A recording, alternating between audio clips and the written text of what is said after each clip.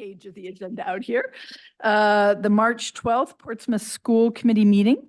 If you'd please rise and join me in the Pledge of Allegiance and a moment of silence for our troops in harm's way. I pledge allegiance to the flag of the United States of America and to the republic for which it stands, one nation, under God, indivisible, with liberty and justice for all.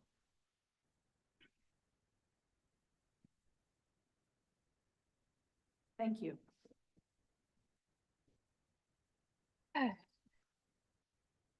All right. Prior to this public session, we had an executive session.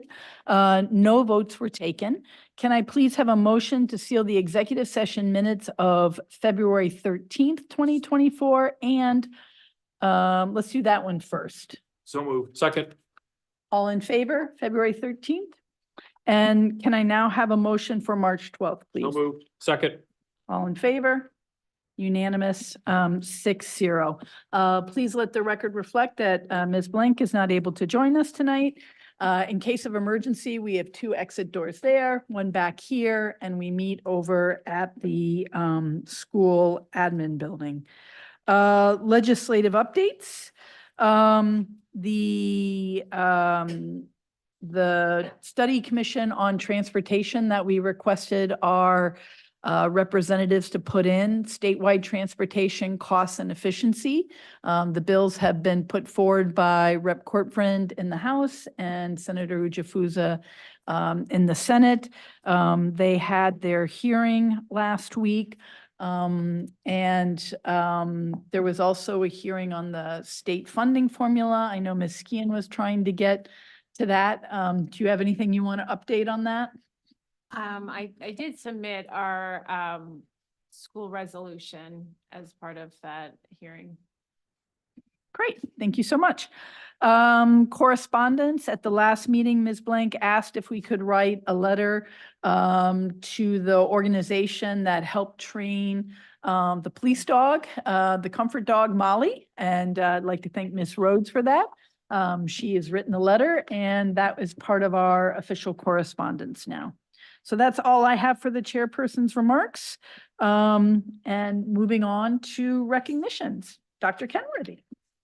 Thank you, Dr. Copeland. We are going to start tonight.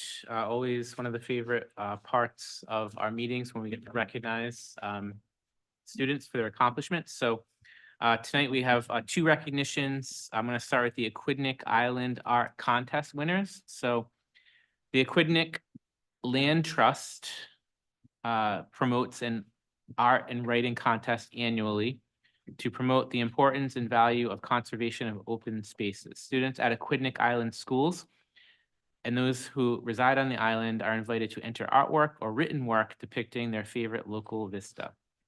And the winners were announced in a ceremony held at the Land Trust on February 1st. And so tonight we wanted to recognize, we had several winners here from within the Portsmouth School District. So first, from Melville Elementary School, we had 2 winners. And if you are here, you can come on up when I call your name. Gwendolyn Montalvo. Yep. So Gwendolyn won 1st place in the art division in the K4 art category. And then Timothy Norris.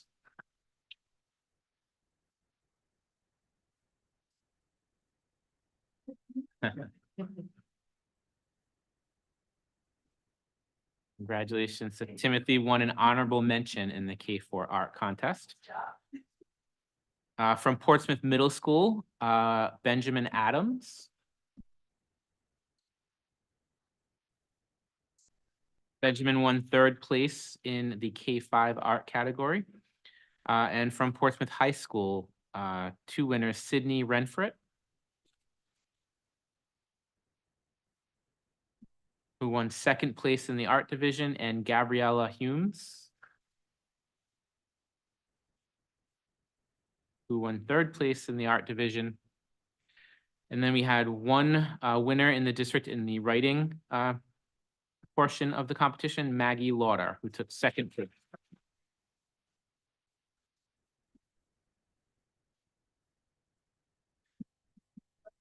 All right.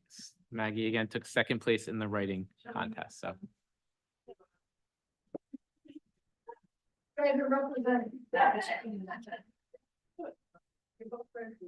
Um, Congratulations. Great job.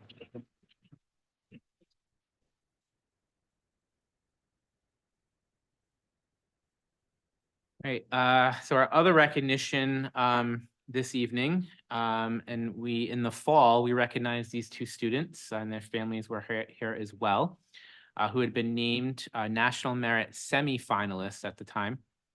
You know, each year in the district, we typically have one to a few students who gain that accomplishment and a tremendous amount of hard work. But the next phase of that competition is the National Merit Finalist selection, and this is definitely a more select company. Calm Dooley and Eric Hurst. So in the fall, again, they were named National Merit Scholarship semifinalists for their performance on the PSAT exam in their junior years. At this point now, of the 1.6 million students nationally who took the PSAT exam during their junior year, they now are among less than 1%, so 15,000 students total who have moved on to the finalist stage. The 8,000, I'm sorry, so 8,000 of those finalists will receive the National Merit Scholarship, which will be named later this spring. But both Colin and Eric will be able to use this distinction, you know, going forward with their colleges or universities as they move on from us. So this is a very significant accomplishment. So first up, we'll have Calm Dooley.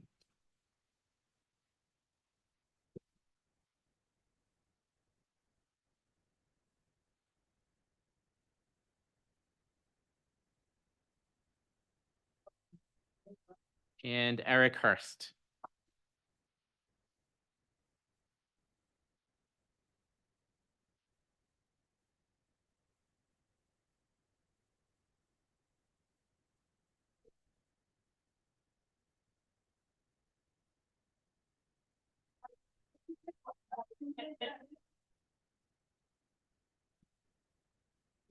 Congratulations.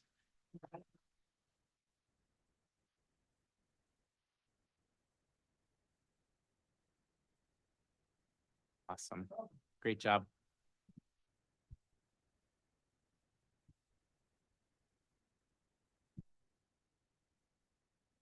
That is a very significant accomplishment all, and we're rooting for you for the big bucks here come the final announcements. So good luck.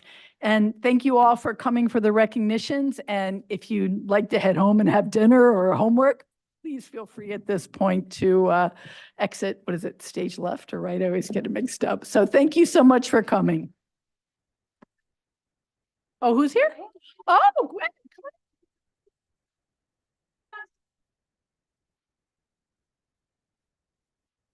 Right here. Yep. Ready? Coming up. With an award for you. So this is, Oh, yeah, again, this is Gwendolyn Montalvo from Melville Elementary School, who won first place in the Aquidneck Island art competition.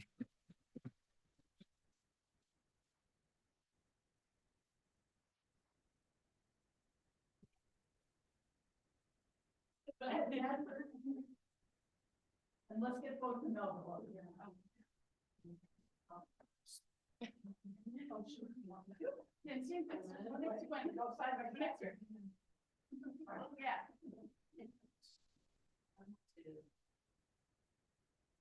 Good job. Good job. Congratulations.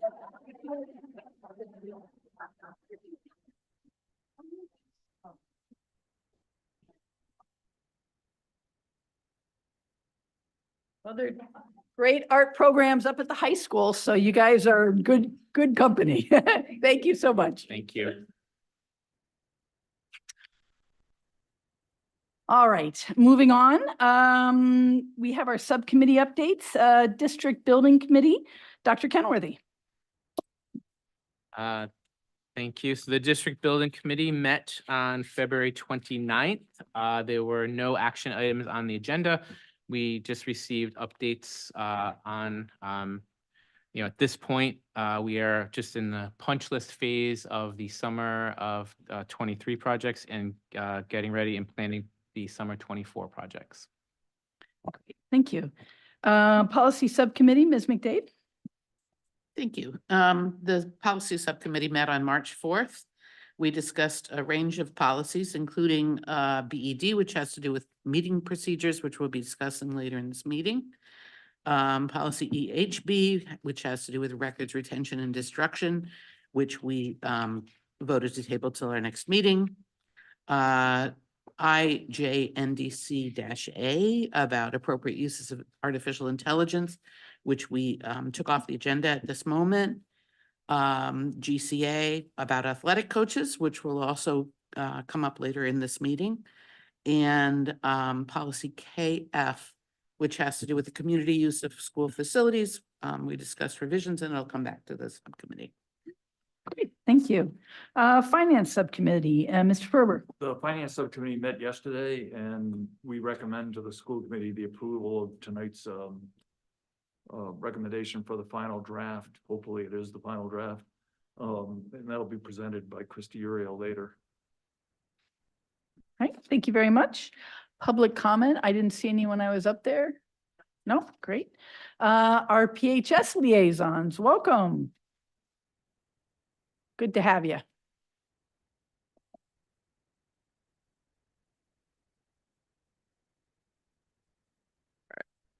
I'll just get straight into it. For our sports, our winter sports, for everyone on our track teams, we had, I think, 3 members on our track teams go to New Bounce Nationals.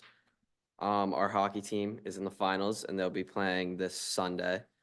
And our boys and girls basketball teams both had a good run in the playoffs, but unfortunately lost. And spring sports, are starting next Monday, so on the 18th. We just had members from Project Close Up come back. That was a hands-on legislative branch, like quote unquote workshop in Washington, D.C. They learned how legislation gets started, passed, and acted on. And they sat on Senate votes. They met their Rhode Island senators as well as their representatives as well. There's also a Model UN conference coming up soon on March 23rd, that whole weekend. It is Eagle Mon. It is taking place at Boston College. There were also a couple field trips over the past couple of weeks for environmental students. Last Tuesday we took a trip to the dump, which was awesome. Learned about Dump or the big one? the big one in Johnston. The Johnston landfill. So cool. I think they said 2040. And then today we took a trip to the URI nuclear power plant or nuclear reactor. And so we just learned how it works and how there's measures put in place to stop it from, creating disaster. And then we also went to the water treatment center, the Narragansett Bay Water Treatment Center. So we figure out how all the water coming in from like Providence and all the surrounding areas get treated. And lastly, from me, we have an international volleyball championship game this Friday. That's where all our students that are taking languages are in a volleyball tournament and they play the teachers for the championship game. So. All right, and then we have our school play starting next Thursday through Saturday. As far as I know, it's $5 for students and seniors and $15 for adults. So all my friends doing Tech Week this week and next week are really excited for it. There was an FBLA event, I think last Thursday, which is where it's Future Business Leaders of America. So students can compete in like business like events. So I took an online test and I took a organizational leadership test. So I find out my score on March 22nd, and same with everyone else. We had Kat Procopio is now our state secretary for FBLA. She was elected into that position. And we also got passing for a school store that we're going to start up next year, part of the club. This Wednesday, we have our band concert at 7 where jazz, wind ensemble, and symphonic band plays. So that'll be super fun. And then the jazz band had a field trip this past Saturday where they were judged, I think, at URI. And they did really well. I can't remember what score they got, but they did really well. And then this coming Saturday, we have the St. Patrick's Day Parade for marching band, which is the first time we're doing it in 4 years. So that's kind of exciting. And then we have our blood drive March 30th, and the goal is to get 30 people with no incentives. So that'll be super fun to try to do that. And then we also had the biliteracy exam 2 Wednesdays ago, last Wednesday, something like that, which is where students enrolled in language classes above level 4 have to like take this test to see if they're biliterate, and if they pass, then they get a seal on their diploma. So we'll see our scores, I think, next week and figure out who's biliterate or not. That's all we got. Yeah. Great, thank you. Any Thank you. questions? Nice job, guys. Lots Thank going you. on. Yeah, I know. Appreciate it. Have a good evening. All right, moving on to the superintendent's update. Thank you. So it's quite a lengthy list tonight because we have the majority of the spring coaching appointments that I can read. First up, though, we did have a couple of resignations since our last meeting. So Aaron May, a paraprofessional at Portsmouth Middle School, and Erin Healy, who is the instructional coach at should be Portsmouth High School, PHS. And Erin is going to be leaving us to take a position at RIDE. So they both submitted their resignations. And then spring coaching hires. So since the last meeting, I have received the information and officially approved the following coaching appointments. Baseball at PHS head varsity coach Ryan Long, assistant varsity coach Jonathan Lewis, and volunteer assistant coach Matthew McGuire. Golf head coach at PHS Gary Sykes, assistant coach Tyler Angers. Softball head coach at PHS Kelly Keys, assistant coach Keith McDonald, and assistant coach Michael Brennan. Boys tennis at PHS Betsy Iyer as head coach. Girls lacrosse head coach at PHS Amelia McHugh, and assistant coach Brian Skeels. Head boys volleyball coach at PHS Lisa Zabel. Head boys track and field coach at PHS, or it might be assistant Evan Denard. Volunteer coach Sean Horgan. Girls track and field head coach Rebecca Bremen. At PHS, unified basketball coach at PHS Donna Ritchie. And assistant coach Mark Mollicone. And at PMS, head baseball coach Kevin Weaver. Unified basketball coach Tara McCarthy, assistant unified basketball coach David Na, and head track and field coach at PHS Nancy Mendonça. So we do have a number of appointments waiting for finalization of paperwork at this point. And then there are still a few positions that are posted, no applicants, none of which would affect the start of any sport. They could continue without those positions. So I think overall we're in good shape to start the spring season. Moving on to district updates, school and district updates since our last meeting. So on Wednesday, February 28th, all school and district administrators participated in a half-day mid-year retreat, which we had scheduled as a follow-up to our summer retreat activities and as a good mid-year check-in point. Practice that we started last year to help all of us refresh and refocus around district goals. Then on Thursday, February 29th, I was able to shadow a student at Hathaway Elementary School in Mrs. Hilliard's second grade classroom. And yesterday, I shadowed an 11th grade student at PHS and sat in on an AP biology class, AP language and composition, and a PE class. So the teaching and learning observed in all of these settings was very impressive. Last week, from Wednesday through Friday, Dr. Viveros, Mrs. Shea, and I attended the District Management Group's annual strategy summit in New York City. We were among over 200 district leaders from all over the country. The sessions were very engaging and a great opportunity for us to collaborate with leaders from across our nation and districts of all sizes. Hathaway and Melville celebrated Heron Wellness Week last week, and the mission of the Heron Project and Wellness Week is to bring attention to the importance of making healthy choices, both physically and mentally, each and every day, so that students can be their best selves. A variety of activities took place during the week, along with wellness messages that were shared each morning during morning announcements. At Portsmouth Middle School, the PTO is sponsoring a student and family skate night coming up on March 16th from 4 to 6 p.m. at Driscoll Arena. This is a great community event for all district families who are welcome to participate. The sign-up link is available in the PMS newsletter or on the PMS PTO social media accounts, and also on the webpage for the school. At PHS this past week, Mrs. Cindy Perry, one of the members of the Social Studies Department, was a featured guest on Portsmouth This Week. She was on to speak about a grant from the Daughters of the American Revolution and how she connects the opportunities with her students through that funding.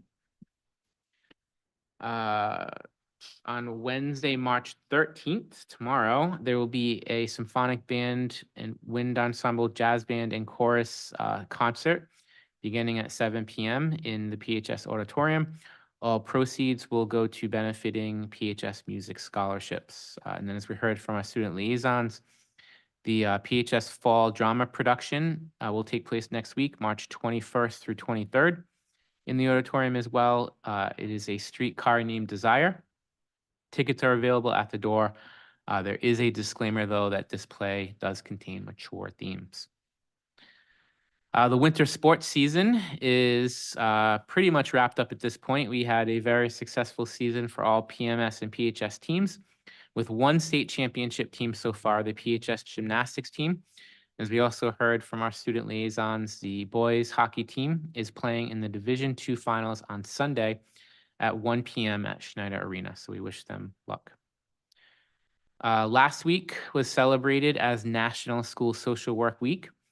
We know that a significant percentage of students, particularly since the pandemic, are grappling with mental health issues that affect major life functions. School social workers leverage student, school, and community data to devise comprehensive plans that extend beyond the school environment, reaching families, communities, and district personnel.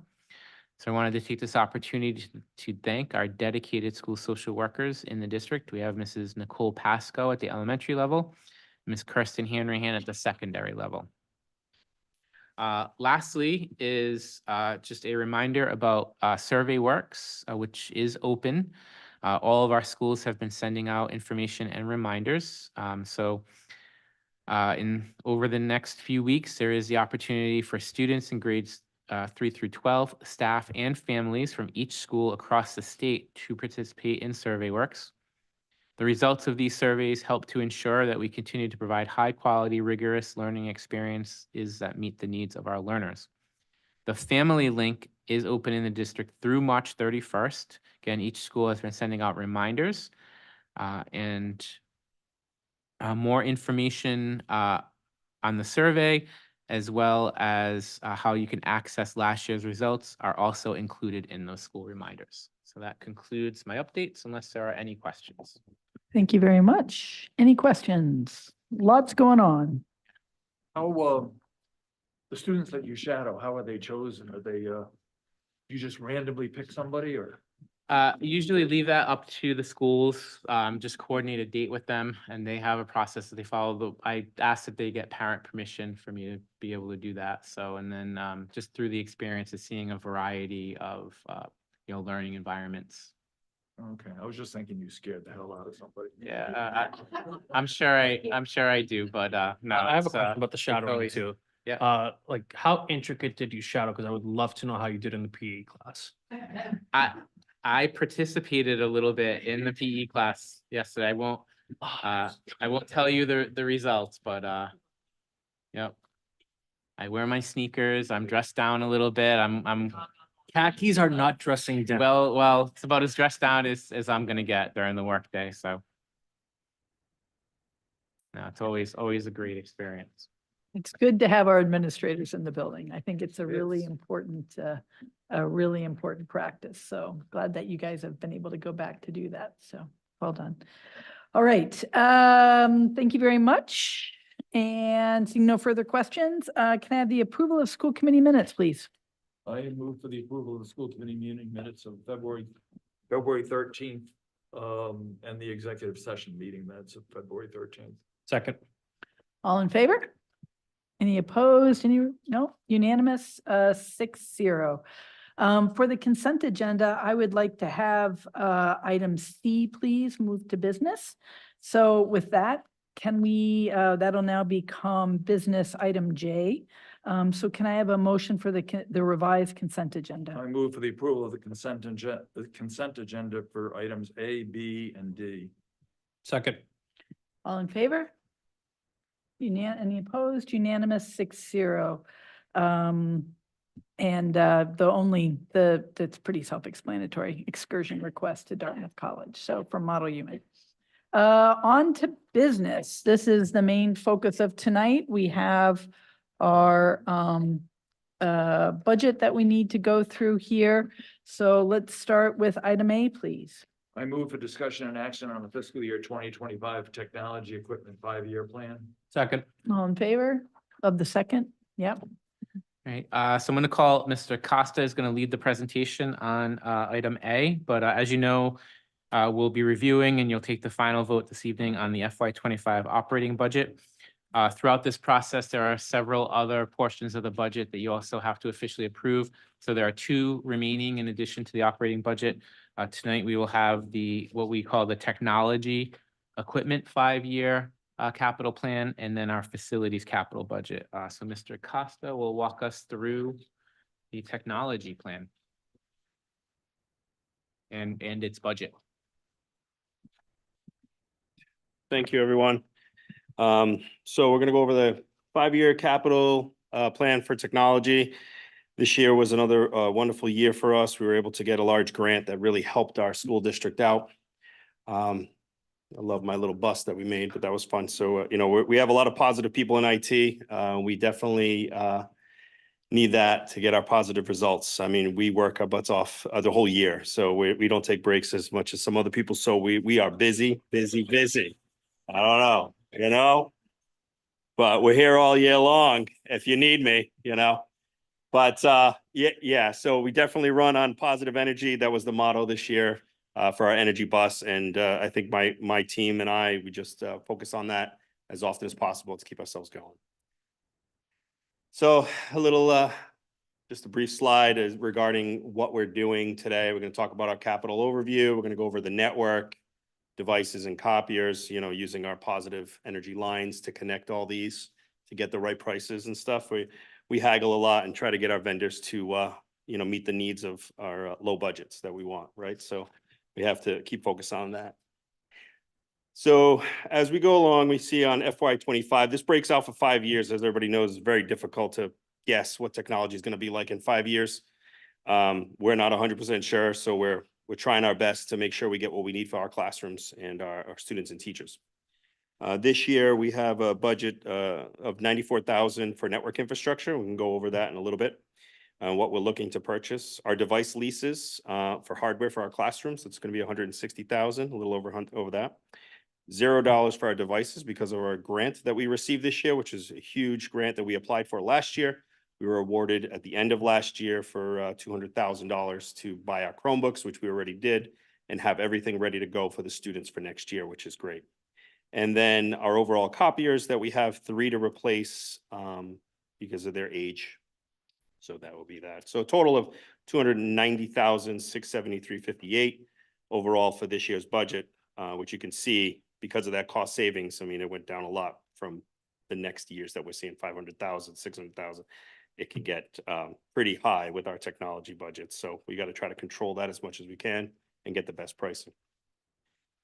So on the network side of the house, we have 2 major items that we're looking at this year.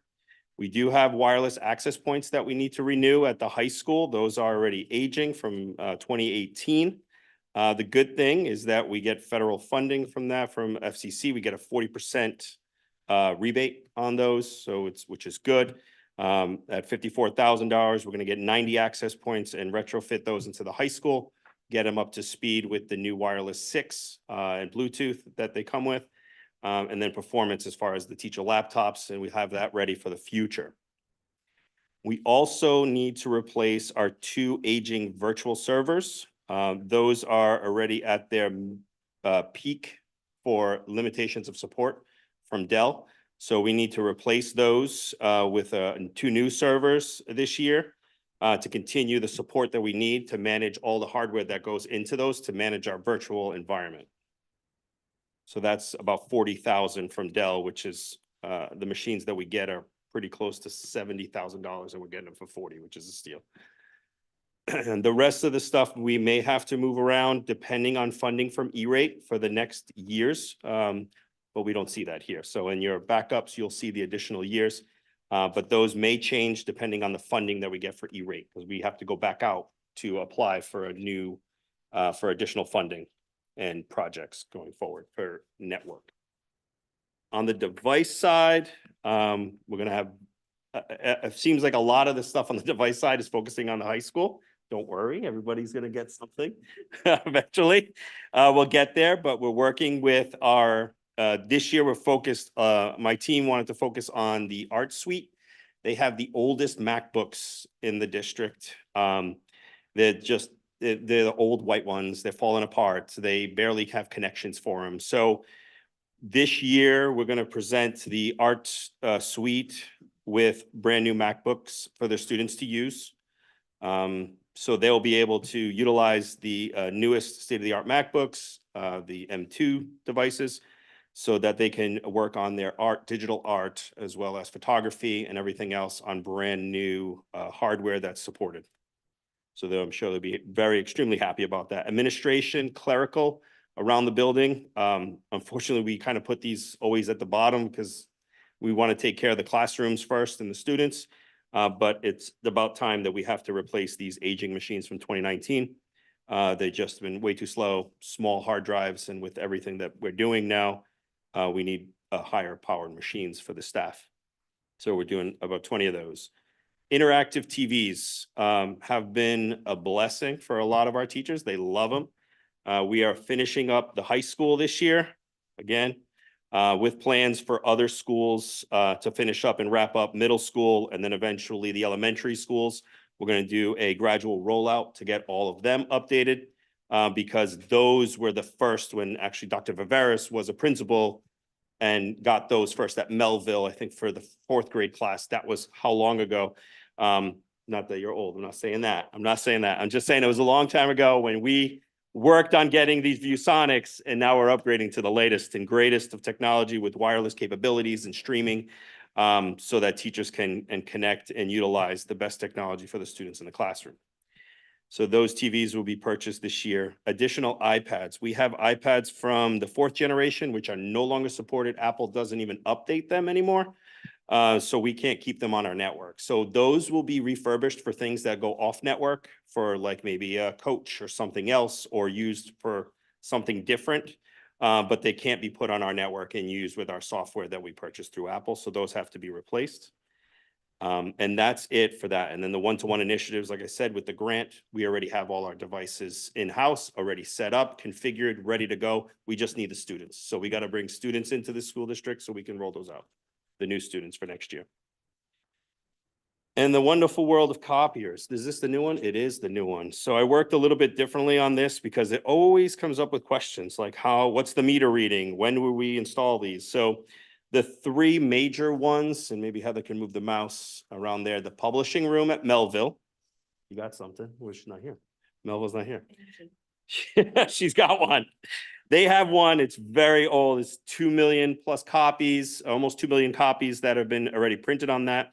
But that was installed in 2019, and it's just been a workhorse color printer for them. That's the only color printer they have in the district, in their building. They do have another smaller printer as well, but that was put in 2021. Hathaway is all good. We moved some things around. They have a color printer now, and they do have a second one, one upstairs in the 2nd floor. So those are still new-ish. And then the faculty room at the middle school, was put in again. These are the 2019 models. That one had 1.2 million copies on the meter already, so that one needs to be switched out.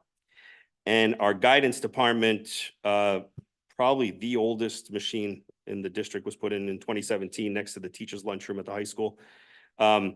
Not used as much, almost 1 million copies, but the age of the device, we need to update that because we're going to start using things like badge IDs and different types of accesses for teachers to send locked prints.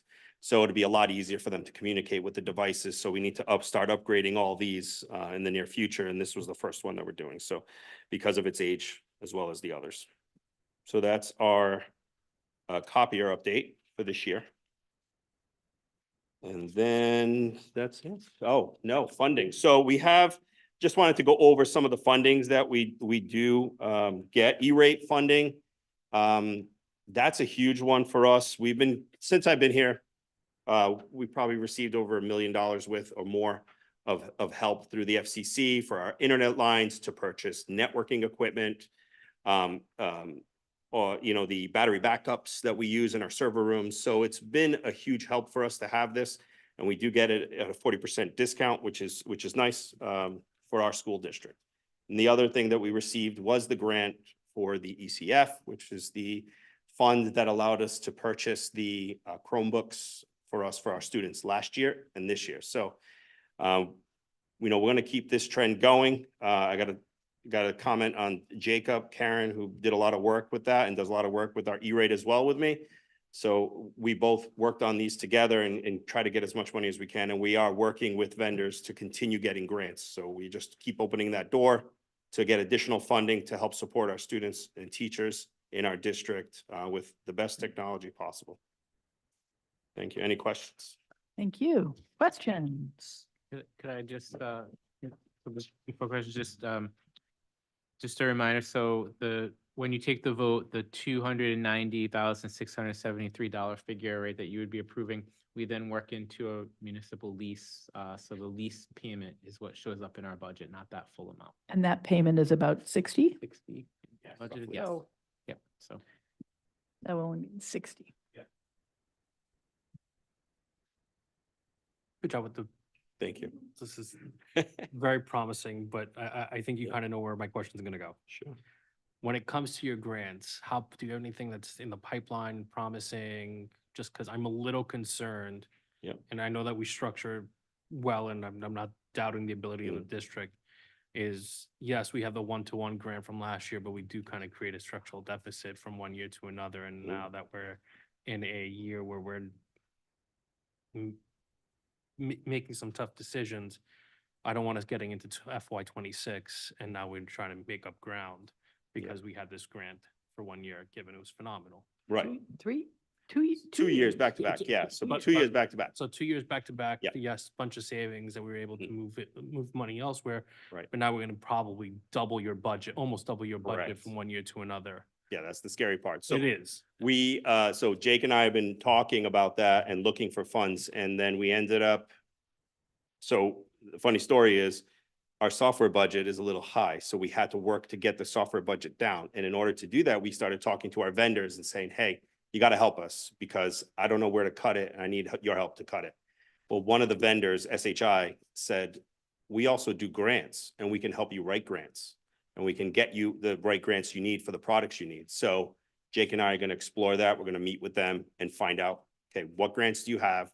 What can we do to get them going and start writing these grants for next year? So that's going to help us get over this hurdle and hopefully get more Chromebooks or use it for other classroom technology that we need, whether it's more TVs or iPads or whatever, and we'll work on that. The other thing is the E-rate funding. We're going to go back out and we're going to submit that for the following year as well. So we may, like I said, we may have to switch some things around for whatever funds we have left over from the FCC, and then we'll bring it back in with a new amount of money that we can use to buy more products in the future. And again, get that 40% discount. Since you work year round, unlike other people, you have Yeah. all the time in the world to I don't have let any us time. know that, just keep us updated.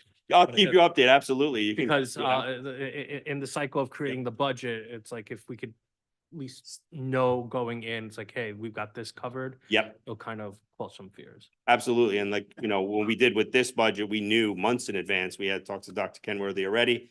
He already put it out to you guys, so we'll do the same thing, absolutely. As far as ahead of that, when we know we can get the funding and awards, we'll let you guys know for sure. Definitely, yep. The grant writing service, is that free? Is that? It is completely free because we purchase software for them from Microsoft as well as our virus protection software, our endpoint protection. So the guy said it was completely free. We can help you write it and all. So we're gonna actually pursue that heavily and get the help that we need to just keep writing grants. So Is your bus AI generated? say it again. Is your bus AI generated? It's definitely running on power, a lot of power, positive power. So we're good. Thank you. Thank you, guys. Questions? We're all good? All right. So, again, if we approve this tonight, the 290,000, it is a lease, so it only shows up as 60-some thousand in the, operating budget. So we have a motion, well, we'll need a motion to approve. Because we had motion to discuss, right? Mo, you said approval too. Any other, sorry, going back. Yep. Any other discussion? Second. All in favor? Unanimous, 6-0. Thank you so much for the hard work of you and your team. Love the positive energy. I move for a discussion and action on the fiscal year 2025 facilities capital budget. Second. All in favor? Unanimous, any opposed? Unanimous, 6-0. Mr. Duro. Yep, thank you. I'll start off by saying that this facilities capital budget is incremental to all of the projects being funded by the school bond that was passed a couple of years ago. So we're doing probably almost $8 million worth of projects this summer, but they're all been pre-approved and pre-funded. So this is completely separate and incremental to that. So you may remember last year as part of our budget proposal to the town, Dr. Kenworthy requested that the town set up a separate capital fund for the school called the school revolving capital fund, where any housing aid related to projects that were funded by cash by the school department, that housing aid would go into this restricted fund, and it could be used in the future for school-related capital projects. So this, again, this has nothing to do with bond projects, has nothing to do with bond payments and bond housing aid. It's completely separate from that. There were a couple of emergency approvals that we received this year that we're funding. We're scheduled, or the town is scheduled to receive $210,000 of housing aid that qualifies to be deposited into this school improvement fund. The capital subcommittee met a few weeks ago, went through a whole litany of items, prioritized them, and landed on this as a recommendation that they put forward. The first one is replacing and removing and replacing asbestos tiles at Portsmouth High School for $45,000. Installing a mini split AC in the life skills transition room at PMS for $9,000. Replacing electrical panels across PHS, 11 of them, for a total of $75,000.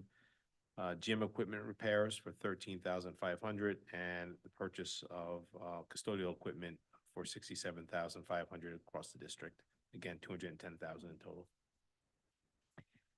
I know in the capital subcommittee members already know this, but when we had the finance subcommittee, you elaborated nicely on the electrical panels and the type of gym equipment that we're talking about here. Would you mind kind of giving that information to the rest of the committee? Yeah, sure. So the gym equipment, we had an inspection done at the request of the Round Interlocal Trust several months ago.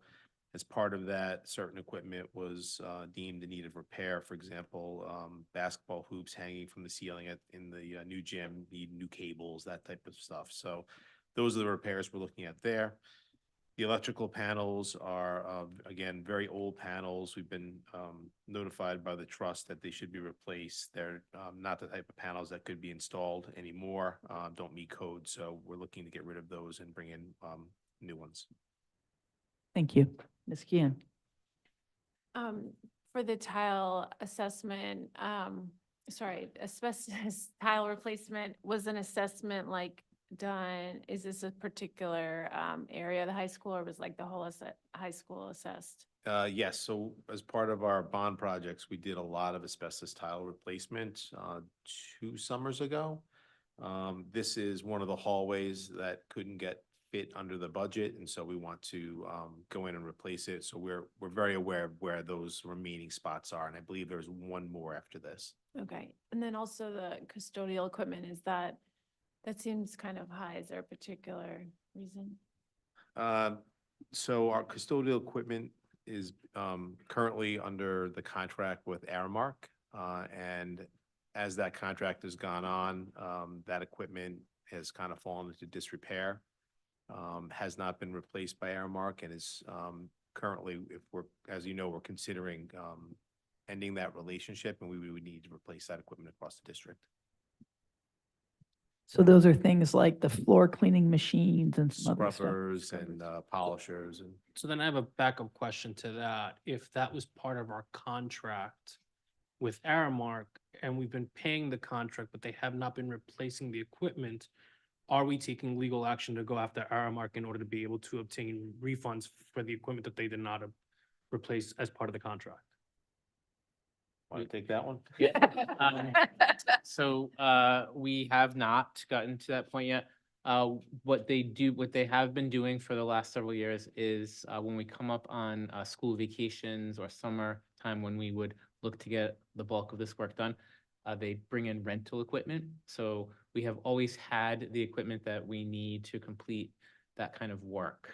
But- Again, they're kind of meeting it in a way that, we weren't anticipating. But one way or another, moving forward, there is equipment that we want to make sure we can build up the inventory of so that we have it. I'm not necessarily against doing this if we're making the change. Obviously, we need to make the investment to make the structural change we have. But if we have a contract that says they're going to provide equipment, not service, then those are two very different things. I agree. We're. Marion, do you work year round? Can you It's, look at that? It's been a point of discussion, and it will continue to be so. Is the equipment that we have currently that's in disrepair, do we own that or does Aramark own that? So there was an inventory taken when this contract began, gosh, I guess 8 years ago. That equipment at this point, what's left of it is old and in disrepair. It is our equipment. The hope would have been that it would have been maintained better or replaced over time, et cetera, but as we've said, it's not, yeah. Did I understand you to say that, I mean, I know about the Aramark stuff. Are we paying additionally for rental equipment? No, they pay that, so That's within our- that's how they. They're providing the service within the contract, but the contract provided for them to basically give us good working condition floor polishers, which they fail to do. They would argue that they're providing equipment to Yeah. do the work. And we disagree. Yeah, I think. They are doing the work. Yeah, no one here is disagreeing that it will be something we have to further discuss. But right now, there is a lot of equipment that we would want to make sure is, we have a better inventory of workable equipment. And Thank you. And just to clarify, if we approve this tonight for 210,000, this does not affect the town's current budget, does not affect our operating budget, and it does not affect our capital account. It's already there. We're just asking, we're just wanting to use the money that's there for these items. 100% correct. All right? Motion for approval? I need a motion for approval. So moved. Second? Second. Thank you. All in favor? Any opposed? Unanimous, 6-0. Motion for the big one. Discussion and action on the fiscal year 2025 operating budget. Second. All in favor? 6-0. Dr. Kenworthy, Mr. Duro. All right, I will kick things off here. Dr. Copeland, we can go to that timeline slide, Heather, that one with the highlighted area. All right, so and this evening I will be presenting our final FY '25 budget recommendations for school committee approval. As you may recall, on February 15th, a first draft of this budget was presented to the committee with the opportunity for feedback. And based on that feedback and additional discussions with our school and district administrators, many of whom are here this evening, and our finance subcommittee, which includes Dr. Copeland, Mr. Piero, and Mr. Ferber, a second draft was developed and presented to the committee on February 27th. Feedback was once again discussed at that meeting, and additional follow-up was conducted with school and district administrators and the finance subcommittee, resulting in the changes that will be reviewed in this presentation. A reminder that the budget that you officially approve this evening will be forwarded to the town council for presentation on April 23rd and final town council approval in June. You can go to the next slide. Okay, so in a few minutes, Mr. Duro will walk you through the details of this final budget draft. And those details are summarized in the following highlights. So as you may recall, our first budget draft, which we took in as the requests that we received throughout the fall and winter through presentations with our schools and departments, and tried to meet the needs of what we were carrying as best we could. And then, had to make some hard decisions to get that to a number that we could continue to work with throughout this process. So that first draft represented a 5.1 increase in expenditures and would have required a 5.42% increase in the town appropriation. And based on the feedback and the work that we did between drafts, we reduced expenditures by $510,462. And in the second draft, presented a budget that represented a 3.9% increase in expenditures and would have required a 4.0 increase in the town appropriation. Again, the work that we've now done between the second and this final draft represents a combination of two factors now. So we did also reduce expenditures again by a total of $379,836. The other thing that we have done in building this draft, this final draft, is we took another look at non-town related revenue sources, and we made sure that we had good estimates to work with there. We scrutinized every one of those areas and feel confident that we were able to raise those revenue projections by a total of $105,500. So again, the changes in this final version are a combination of those factors. So with that, this final budget draft will represent an increase in expenditures over last year, or this current school year, of 3.1%, and it will require a 2.74% increase in the town appropriation. You can go to the next slide, Heather.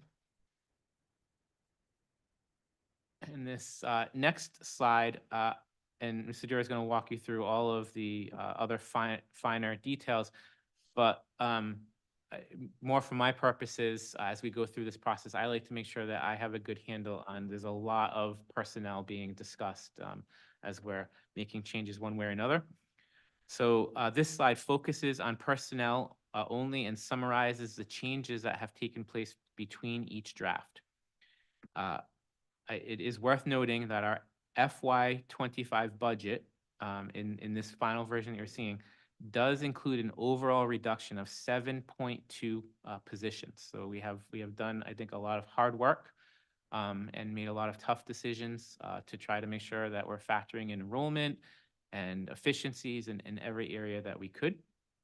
And again, we have reduced positions by 7.2 over the current year. With that, there have been a lot of positions discussed moving forward in the next year that school or district leaders felt that we really needed. So again, just to summarize, remaining in this budget, if you were to approve it, are the 50% of an additional maintenance technician, and that is part of the plan. We would be sharing that position with the town. We would again get 50% of that use within our maintenance staff. And 3 positions that we have identified as priorities to help fill the void on some of the ESSER-funded interventionist positions we've had the last few years. So an additional elementary social worker, an additional position that will serve as a special educator and interventionist at PMS, and an additional special educator that will be used for intervention purposes at PHS. And then also increasing the FTE of the instructional coach back to full-time at PHS, so an additional 0.4%. Again, those priorities have remained in this final version we'll be reviewing tonight. So at this point, I will turn the presentation over to Mr. Dioro to walk you through the rest of those details. Okay, thank you. So you have a lot of detailed schedules in your packet that have been updated from the last version. As usual, we won't go through all of that unless you have questions, but on page 6, I've listed the 27 adjustments that have been made from our last meeting to this version. In total, we reduced expenditures almost $380,000, down from a 3.9% increase to a 3.1%. That $380,000 really breaks down into 2 categories. Mainly, the first is the staffing changes that were made. So items 1 through 13 relate to salary and benefits. Those changes equal $192,000 reduction, or almost exactly 50%. And then items 14 through 27 are basically discretionary adjustments where we went through and said, where can we tighten our belts? Where have we asked for more money next year versus this year, and can we perhaps rethink that? One example is if you look at items 21 through 25, our facilities department had requested almost a $25,000 increase in the various maintenance lines. We went through and level set them back to FY24 levels. So we're not cutting them, but we're just not increasing them. If there's any questions on a specific line, I can certainly answer it, but those are the 2 buckets that it fell into. Okay. Okay, no questions? Next page, thank you. So this is the revenue walk forward. So if you look in the middle of the page there, item 1 is our federal impact aid. So that application was recently completed and submitted to the federal government. So based on the statistics included in that, I worked up a better estimate of what to expect for next year. So I felt comfortable adding $18,000 to that budget line. Number 2 is CTE tuitions. There's been a tremendous amount of interest in our programs, and Dr. Viveros felt comfortable adding an additional 5 students paying tuition for next year over what was already in the budget. Same thing for number 3, which is our preschool. Based on our current trends and the number of enrolled students and the tuition projection for next year, we felt we could add some revenue to that line. And again, profit sharing is AlphaBest. They run a program in our elementary schools, and based on our current trends and their enrollment, felt comfortable adding some profit sharing money there. That leaves a town appropriation, which is really just the adjustment for the expenditures and these revenue adjustments. So again, we're at a 2.7 town appropriation, supporting a 3.1% overall growth. The next several schedules, again, I won't go through them. You've seen them many times. They've just been updated for what I just walked through, but I will point out 2 things, maybe 3. Heather, if you can go to page 17. Okay, so this is what we call the all funds budget. It does not include at the ESSER monies, but these are traditional general fund, but also all of our restricted grants we typically get, like IDEA Part B and Title I and Title II, et cetera. The town includes all of this in their overall budget, so they ask us to submit not only our general fund, but our all fund budget. So we always ask you to approve the all funds budget. But I will point out, all of those restricted funds, the revenues and expenditures, are my best guess based on history and trends. The Department of Education will not make an award to us until much later than when the budget is complete. So that, and then one more page. So this is just giving you a summary of all of the ESSER money that we received in ARPA money. And for next year, you can see we'll only have $35,000, and that's going to fund a summer enrichment program, summer school program. And then those monies will be completely gone. Next page is just a roll forward of our FTEs by type of employee. And you can see off way to the right, there's a reduction of 3 support staff, the addition of 1 custodial maintenance, which while it's an addition of 1, we only bear the cost of 50% of that because the town will reimburse us 50 because we're sharing it. And then 5.2 teachers. And that is all I had unless there were questions. I just had one more slide after that, is just to wrap up again. So in closing, as you know, the budget you approved this evening will be forwarded to our town administrator, Mr. Rayner, and will ultimately be presented to the town council on April 23rd, after which time we then await word on final town council approval. And I've just captured the remaining unknowns moving forward would of course be the final town appropriation, General Assembly approval of the final state aid allocation, which will come at the end of all of this. So that's usually just scooped up into the final town appropriation number, and health and dental premium rates from the trust, both us and on the town side. We don't have those final numbers yet. So I think that is everything. Mr. Ferber. I don't think I have a question as much as I do a compliment, really. This is really hard work. Every year it's hard work because we have to make some really difficult decisions. And our finance director and the administrative staff do make some really tough decisions. And this was especially difficult because for the past 2 or 3 years, we've had this ESSER money, which has really helped considerably with needs in the school. And I think our 4-star rating for the 4 schools can be attributed in large part to the help from those ESSER positions. So the loss of those ESSER positions is really tough to swallow. But unfortunately, we've got to do it. So I think, you know, this is just a really difficult, but every year you can say it's a difficult budget decision, but this is especially difficult, and we want to be a 5-star system. So, you know, it's just, we're losing some really good people, and we prefer not, but it is.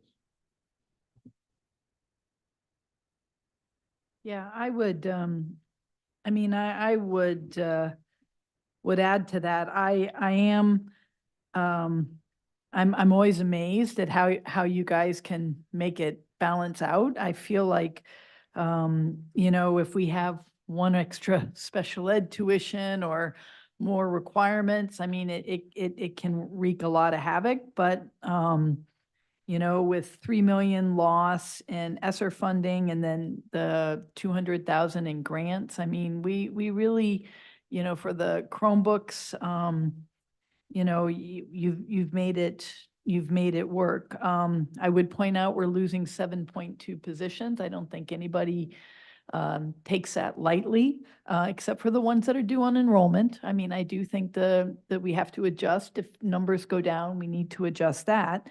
And I think we're better off when we work with the town. My hope is that the town can kind of work with us. I mean, if you've seen other districts around the region, and I think we're coming in with a very, very frugal budget, and I would be very concerned, you know, if it isn't approved as is. So I'm gonna hope we'll make our best presentation and come and talk and support the budget. But yeah. So good job, and I'm not seeing a lot of other questions. We have questions from the audience, please. Comment on the budget. Please state your name and address for the record. Good evening.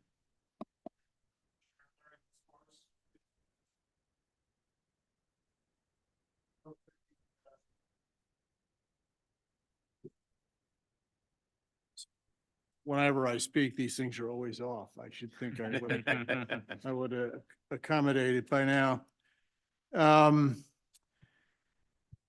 These are minor questions, I think. except for one comment on aid to education, which we seem to have at least partially solved. And I'm unaware of how that was done, so I'd like to ask that one up front. I think I've got it written down here. We're down to about a loss of $86,000 in aid to education under the student funding formula. And so did you do anything to accomplish this, or is this just the way it fell out? This is the way it fell out with, well, and again, we don't know because that's the governor's budget proposal. That's the best numbers we have, but the legislature. Well, we've all been pressuring our Yeah, delegation and, you know, if they had some hand in this, then I think we ought to give them credit for it, but frankly, the state's awash in money, so I don't know why we're, you know, getting anything cut, but at any rate, so that's a great improvement for the information of those watching. It's usually about $250,000, a little bit less than that. Yeah. We lose that every year. We're now down to what? Little under 3 million from the state in funding directly from the state. We get some from the feds, but I would note we are the second lowest per pupil district in state funding. and that's with counting Block Island. That, I think they're the ones that are the lowest. They're the yeah. ones that are lowest, but Yeah, but in They're a terms of tiny per school. pupil funding, we're second lowest in the state. okay, but I will point out Ye- the obvious here, and that is that when the state comes for our income taxes, they don't give us a break on that. We're paying full bore. So we don't get much of this back. That's the point. And I think we all need to work on this. We've done what we can in the Portsmouth Concerned Citizens, and we press our assembly representatives pretty hard on this over the last few years. So have you. And I consider the whole thing unacceptable. We get cut. We're so far down, I don't know why anybody would worry about it anymore, but they do. So a few odds and ends questions just for my interest. We had in the budget, and I want to thank Heather Rhodes and the superintendent for giving me a copy. I forget what page it was on, but there was a reference that there was 105,000 non-town revenue in the second stage of the budget. Is that from Little Compton mostly? Because I know the number doesn't match up, but it's close. Yeah, it's mostly from our out-of-district career and tech students to high school. So separate from Little Compton, although that number is more favorable to us this year as well. Okay, It's students who tuition in from other districts separate from Little Compton. okay. If you look at the page number 7, items 1 through 4 on that page will add up to that number that you're looking for. Okay, thank you. I will. And I would like to know what number you use for this budget for enrollment. Yeah. If that's, Yeah, it'll be in our final town presentation Okay. on the 23rd. We don't, yeah. if sorry- I use sorry. the estimated numbers Yep. to do some calculations, so.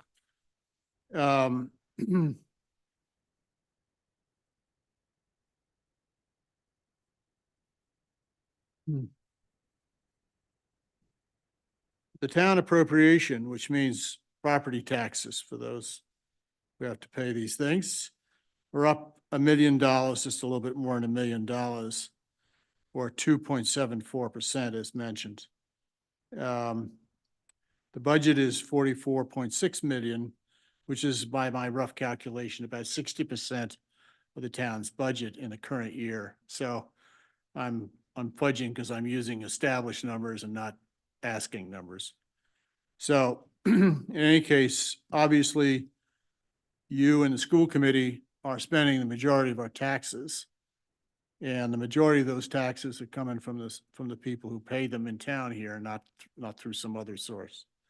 So, but this has been a tough year on the taxpayers, a very tough year.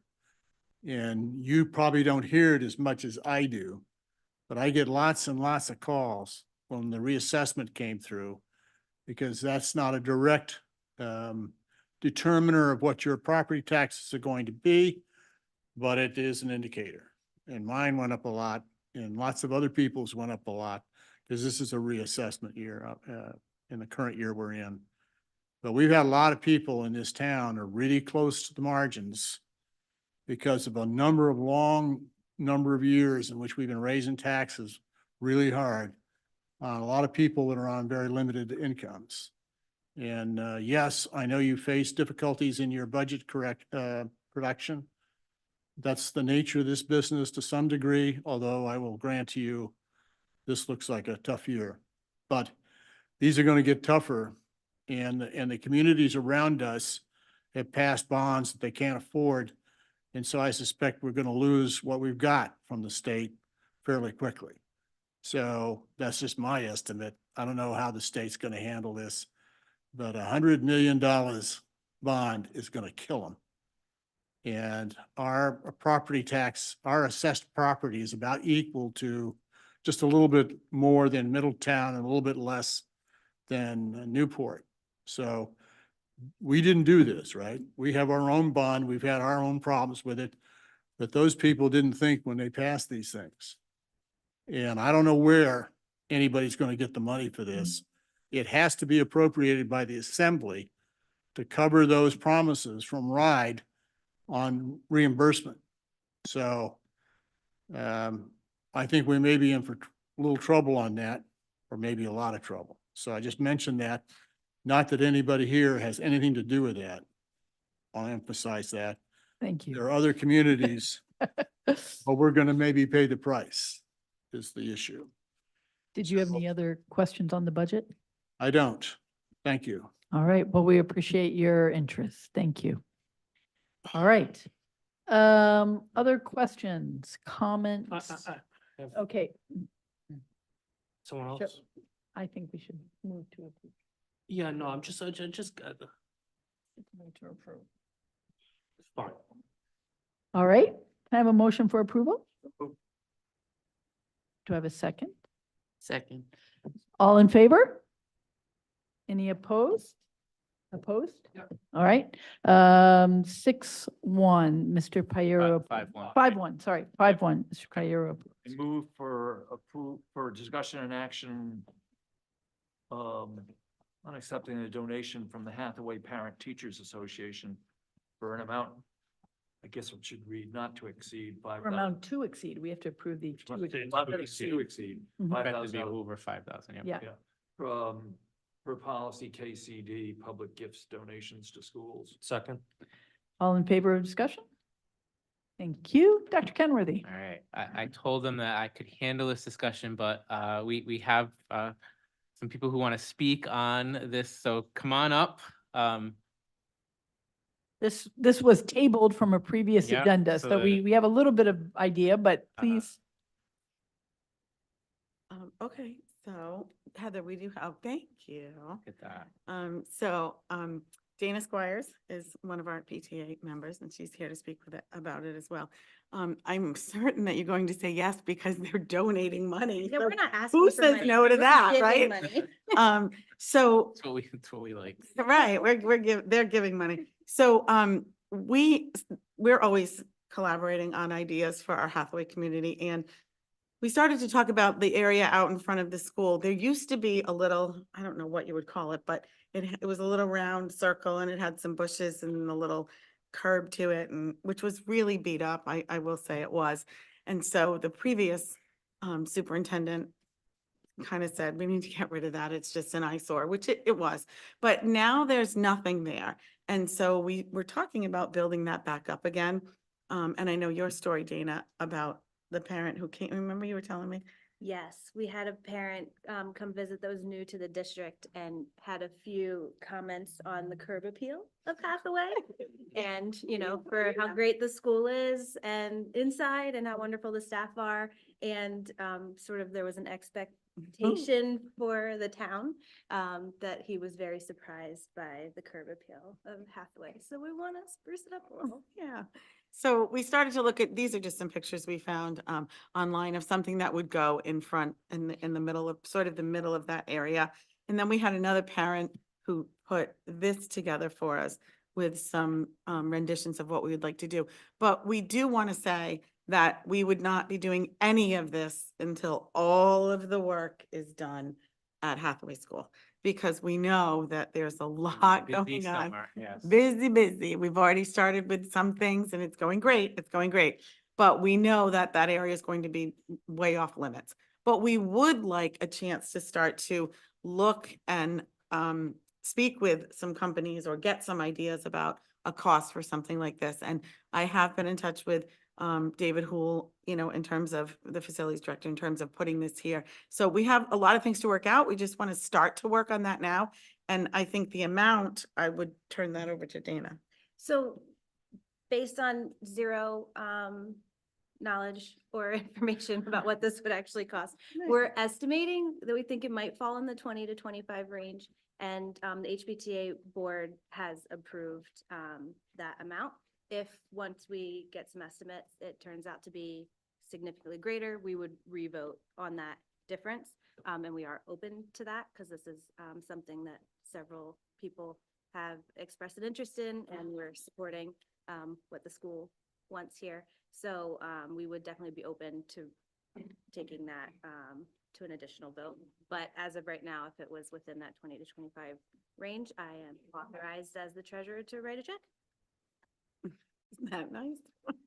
So I mean, Melville has a nice little do. circular display as well. I think this would really add to it. And I'm sure you're also thinking about things like maybe contacting the local Boy Scout troop for the flagpole, could be an Eagle Scout project, or there might be some PHS seniors or, Absolutely. you know, so there's a lot of ways we can kind of incorporate the community, I think, too, without having just to write a check or something, maybe too. So, yes, Ms. Kean. I was just wondering, I feel like donors love to know what like a specific project is and potentially like a plaque or something, maybe like a brick along that. Mhm. So before immediately spending the parent teacher association funds, would you consider like having a call for like a larger donation? Like the person who made that observation might want to actually donate. I personally don't feel like the aesthetics of the school impacts the quality of the school. So I wouldn't be called, but I would donate. I do donate significantly. So it might be an opportunity. You're surprised with like donors who want to know like what the gift is actually going to, might step up more than last Friday at our fundraiser. And then you could save the money for like student purposes. Yeah. Yeah. So, well, Friday's fundraiser was actually very successful, so we're pleased with that, and we have definitely funds available. The bulk of where this would come from is when we were raising money for the outdoor classroom. We ended up getting a really great award from Box Tops that really substantially, you know, contributed to finishing that project. So these are funds that we had already raised and set aside for that project that are now sitting, waiting for a project to be applied to. So this isn't something that we would have to do additional fundraising to have the funds available for. It's funds that we already have that we're looking to apply to something. Can I ask if the district has any concerns, or do you support the project? I do, you know, the only concern I raised throughout this whole thing, Mrs. Little's already addressed that, is we would have to wait until we got through this summer. There's going to be a lot going on, in various sections of the parking lot, you know, dug up for electrical work and, drainage and that kind of thing. So they are aware of that. I'm assuming that we'll add this to like the community participation for like upkeep. I didn't know like the gardens are like during the summer get upkeep through the Mhm. community. The garden So we'll add that to this. Sure. Perfect. Whatever. Yes. whatever And it we're needs. working with the woman who put this together as a landscape architect, and she's a parent at our school.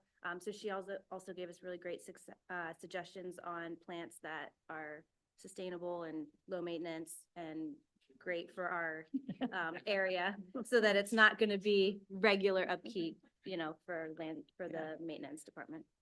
I think it's a lovely project. Thank Thank you. Seeing no further questions, all in favor? Any opposed? Unanimous? Thank you so much. Thank 6-0, you. we appreciate. I mean, when you think about all the work that the parent-teacher organizations, not just at Hathaway, but at Right. Melville and the middle school, I mean, it's huge. It adds a lot to the schools that we just might not be able to do as much. So thank you. Thank you. All right. Item E, please. Item E, I move for discussion and action on the donation of $1,500 to the Parent Helping Students Organization for the post-prom committee. Second. All in favor for discussion? Isabel? Yeah, unanimous 6-0. This comes up every year. This is the party after the prom to keep kids safe and hopefully not driving, but in one location. We've historically donated to this out of the school committee line, I believe. And we have how much in that line? 2,000, 3,000? Something like that. So I mean, this is usually the chunk of what it goes to, quite honestly.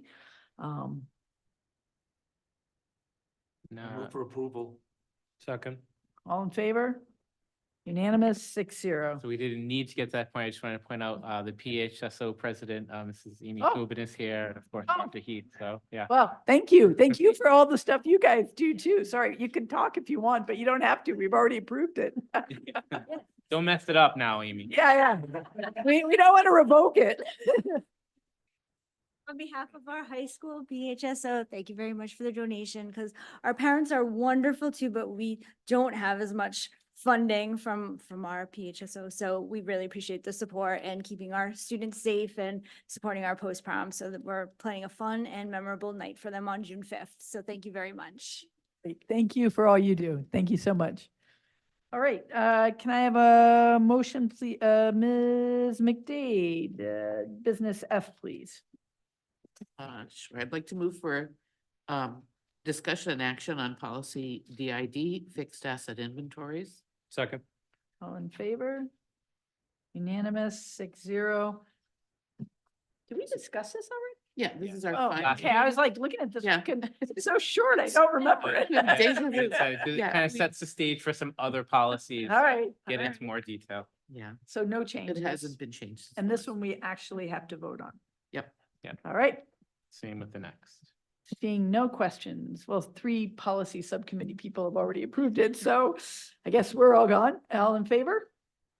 Any opposed? Unanimous 6-0. Item G, please. I move for discussion and action on policy ADD, Safe Schools Threat Assessment. Second. And again, this is a final read and All in favor of discussion? Unanimous 6-0. Go ahead. it's a final read and we really just changed the title. Yep, I So- remember this one. All in favor? Any opposed? Unanimous 6-0. Item H, please. I move for discussion of policy BED, meeting procedures. Second. All in favor of discussion? Unanimous 6-0. This is not the final read though, because you No, made more changes, so that's you want to go correct. through those. So the main changes, Item J. yeah. And what, do you have the page number? Oh, I only printed that page. 4. Oh, there you go. Oh, there it is. Yeah. Should be highlighted in your backup. All right, it was when I looked this afternoon, so, okay. So, this is the section that, has to do with public comment. And basically, our intent was to revise it to, number 1, make it reflect what we actually do, and number Yep. 2, to make it clear. And this was the result. I really like the fact that we go above and beyond. I know that our attorney just passed out the open meeting clarification from the Attorney General. And we're not even required to have it, but I like the fact that we can allow community members to talk on any item related to the schools and then also partake in the business discussion as well. I think that helps include the public in understanding. So I'm really happy with this. I think this also is a positive take on public comment relative to, the ACLU did a study of public comment across the state. Yep. They were working primarily from policies that they could find online. So for instance, the information about us wasn't accurate because it wasn't reflected in our policy. But based on that study, this is an approach that is more transparent and more welcoming than many districts. I like it. Yeah. All right, final, nope, second read, no vote. Okay, motion for I, please. I move for discussion of policy GCA on athletic coaches. Second. All in favor of discussion? Unanimous 6-0. Okay, And again, this was, we had minor changes to this based on discussion that we had a couple of meetings ago here. yeah, the And you highlight, can see the highlighted. let's pull up the highlighted area there, please. Just scroll down a bit. Well, that section that we just went by was also part of the discussion, so we removed, there were a couple of things that you wanted to address in this section, just to make it clear that everything in A leads up to B, which Yep. is, everything is forwarded from the principal to the superintendent for final approval. Yep. So we did clean that section up a bit. And then, yeah, yep. That's really good because that addressed the issue of working throughout the year before appointment and all that stuff, so. Right. Good, and our lawyers looked at this, right? He was there. Awesome. All right, no vote on this. Now we're gonna have may I, Attorney Carroll, can you give the motion we need for C, please? Now, business item J.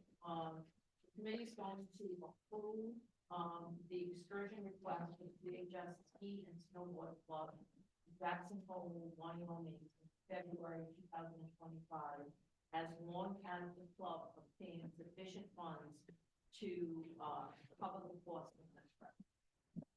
Second. So moved, So moved. second? All right, all in favor? Any opposed? Unanimous 6-0. And just for clarification, why we had to pull that off, you might remember a few years ago, the General Assembly passed legislation that said we couldn't ask for funds for things like field trips. And then they changed their mind and said we could ask for parents to contribute or donate or other donations. But then if somebody came at the last moment and said they wanted to go, the district was on the hook. So this is not one that the district wants to be on the hook for. We hope they're able to raise the funds and have a great experience though. Okay, that concludes the business. Before we adjourn, just the superintendent holds his safety subcommittee. That's under executive privilege tomorrow. On March 19th, we have a climate and culture subcommittee. Ms. Kean, do you want to say anything about that? It's at the high school at 9 a.m. Oh, you're welcome. All right, and that includes a walk and a meeting? Or just a meeting? Just a meeting. Just a meeting, okay. In the cafeteria, great. March 20th, we have our monthly district building subcommittee. That includes the town, as well as community members on the bond projects.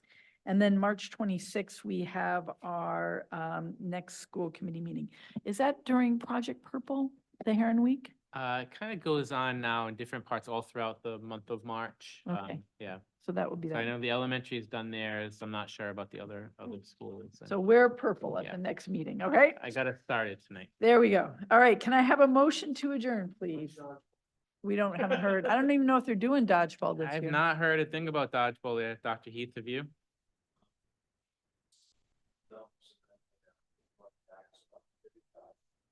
Okay. Middle school is? Yeah, well, I do the picture taking. He cheers loudly from the sidelines. We get hit. All right, can I have a motion to adjourn, please? Second. All in favor? Unanimous 6-0. Have a good evening.